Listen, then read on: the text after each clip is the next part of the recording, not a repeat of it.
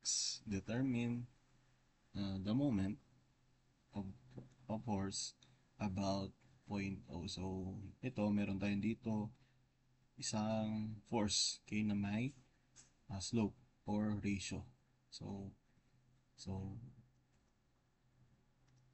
by concept, this force have ano ganit? Vertical and horizontal forces. Yan. Okay, yung isa is magiging 100 is times 3/5. Then yung isa is magiging 100 4 over ay, 4 over 5. Okay, so next step, identify the perpendicular distances. Go. I-apply lang natin si concept ng moment, which is m times the perpendicular. Lahat ng counterclockwise is positive, lahat counterclockwise is negative. So, pansin here, si 100 is meron siyang line of action na manggagaling dito. Yan. Ito yung line of action ni horizontal force. So, upon checking from point O, makagawa tayo dito ng perpendicular distance dito. So, which means, yung length na to is, ilan? 5 meters. Next, yung force naman na vertical forces is, ito yung line of force niya. Okay?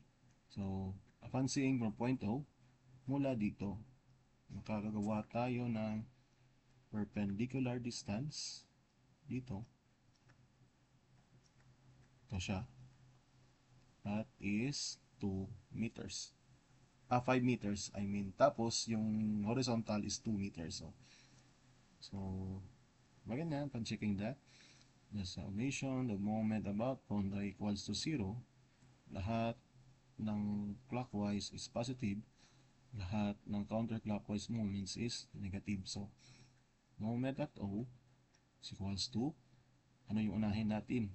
Ito, yung horizontal. So, horizontal is 100 times 4 over 5 times ilan yung distance niya, yung perpendicular distance, which is 2 meters. Okay? Tapos, bakit positive siya? Positive siya kasi this horizontal force about point O creates a clockwise moment. Okay? Same din kay vertical force. So, magiging positive yan. Positive plus 100 times yung slope niya or ratio, slope ratio na yan times ilan yung distance niya? 5 meters. Okay, ganyan lang kasimple. Moment about point O. Ito. Yung calculator. Yan. So, 100 times 4 over 5 times 2 plus 100 times 3 over 5 times 5 na distance niya. Okay? Yan. Check. Double check. 4 over 5, 2 plus 100, 3 over 5, 5. So, equals 460. Yan lang kasimple. 460 Newton meter. Going clockwise. Yan.